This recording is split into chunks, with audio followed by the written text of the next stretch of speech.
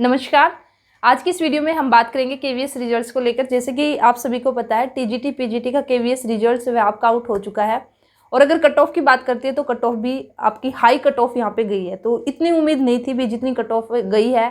और may be यहाँ पे रीजन ये भी हो सकता है कि भी जो पेपर था वो काफ़ी ईजी पेपर था, इस वजह से भी कट ऑफ है वो आपकी हाई जा सकती है। लेकिन इतना नहीं सोचा था कि भाई इतनी हाई जाएगी, जो क्योंकि मैक्सिमम जो देखा गया यही देखा गया कि जो कट ऑफ है वो आपकी 60 to 70 के रेशियो में रहती है। ठीक है, 60 या 70 मैक्सिमम हम बोल सकते हैं भी 70% आपकी कट ऑफ जाएगी। और अगर यहाँ 70% भी आपका मैक्सिमम था और यहाँ पे अगर और ज़्यादा हम बात करते तो 70 to 80% आपकी कट ऑफ रहनी चाहिए थी, लेकिन आपकी जो कट ऑफ है वो 80% जा चुकी है। तो अपने आप में काफ़ी हाई कट ऑफ है और जिसकी वजह से काफ़ी सारे कैंडिडेट है, बच्चे हैं जो मायूस हुए हैं जैसे ही केवीएस का रिजल्ट आया है। क्योंकि जो दौड़ है केवीएस में सिलेक्शन लेने की, जो रेस थी, उससे काफ़ी सारे बच्चे हैं जो कि बाहर हो चुके हैं। लेकिन फिर भी आपको पॉजिटिव रहना है, बिल्कुल भी डिमोटिवेट नहीं होना है। ऐसा नहीं है कि भी अब की बार जैसे रिजल्ट आया तो भी आपका सब कुछ खत्म हो गया, नहीं। नेक्स्ट टाइम फिर से वैकेंसी जाएगी तो आप लोग जो अपनी तैयारी उसको फिर से अच्छे से करना।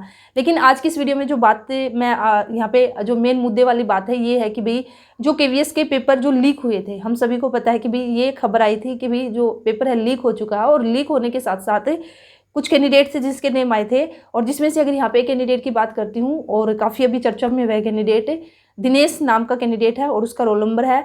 तो उस टाइम जो पेपर लीक हुआ था तो उस कैंडिडेट का रोल नंबर, ठीक है, या फिर नेम जब आपका आया था सामने। और अभी अगर हम बात करते हैं तो जैसे ही आपका केवीएस ने रिजल्ट डिक्लेयर किया है तो रिजल्ट डिक्लेयर करने के साथ ही आपका टीजीटी की अगर मैं बात करती हूँ, आई थिंक टीजीटी हिंदी है, तो टीजीटी हिंदी के अंदर वह कैंडिडेट अपना सिलेक्शन कहीं ना कहीं हम बोल सकते हैं इंटरव्यू के लिए शॉर्टलिस्ट हो चुका है।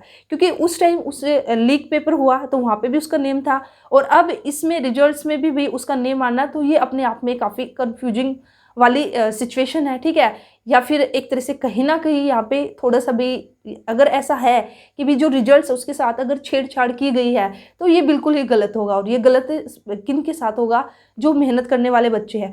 कितने सारे बच्चे हैं जो कितनी मेहनत करते हैं, ठीक है, और अभी मेहनत उन्होंने किया, उसके बाद इंटरव्यू की प्रिपरेशन कर रहे थे। लेकिन कितने सारे कैंडिडेट ऐसे हैं जिनका नेम अब कट ऑफ में नहीं आया और अब वे जो इंटरव्यू है उनका नहीं होगा। एक तरह से जो सिलेक्शन प्रोसेस है उससे वे बाहर हो चुके हैं ऐसे बच्चों की वजह से।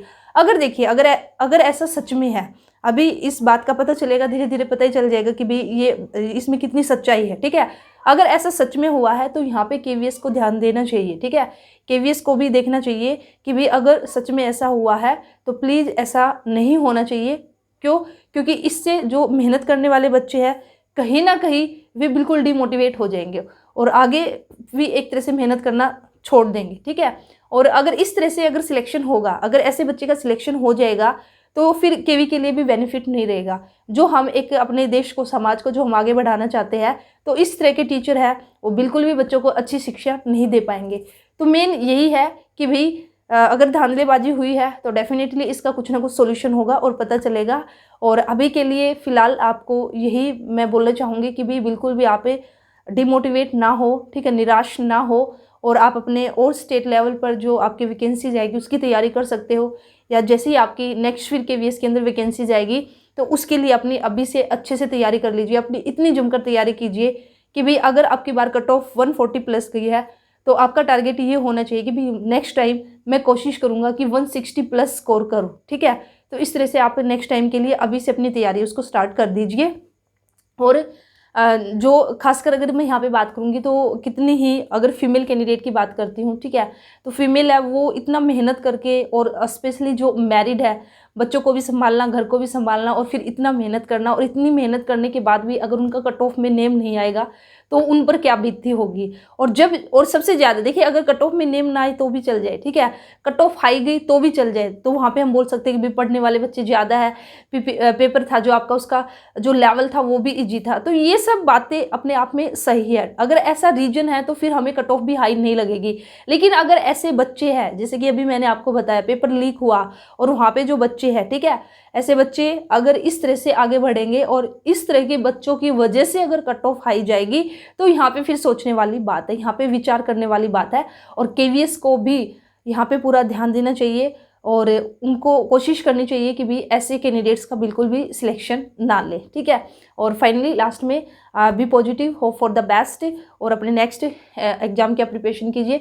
DEET+SB के अंदर आप लोगों को ढेरों वैकेंसीज देखने को मिल सकती है, ठीक है। तो अपनी DSSB की भी आप तैयारी उसको स्टार्ट कर सकते हो, और कोई भी किसी भी आपका जो भी आपका स्टेट लेवल है तो वहाँ पे भी आप अप्लाई कर सकते हो, या फिर अदर जो भी आपके आसपास के जो स्टेट है अगर उसकी तैयारी करना चाहो तो आप उसकी भी तैयारी कर सकते हो। अगर किसी को ये है कि नहीं मुझे तो KVS में जाना, KVS जो मेरी ड्रीम जॉब है, तो वह नेक्स्ट टाइम पर ट्राई कर सकता है। अगर अब की बार आपका सिलेक्शन नहीं हुआ, अब की बार अगर कट ऑफ में नेम नहीं आया, तो अपनी प्रिपरेशन है उसको अभी से थोड़ा थोड़ा स्टार्ट कर दीजिए, और नेक्स्ट टाइम जब आपकी वैकेंसी जाएगी तो डेफिनेटली आप लोगों का सिलेक्शन हो जाएगा। तो चलिए फिर मिलते हैं नेक्स्ट वीडियो में। All the best, thank you.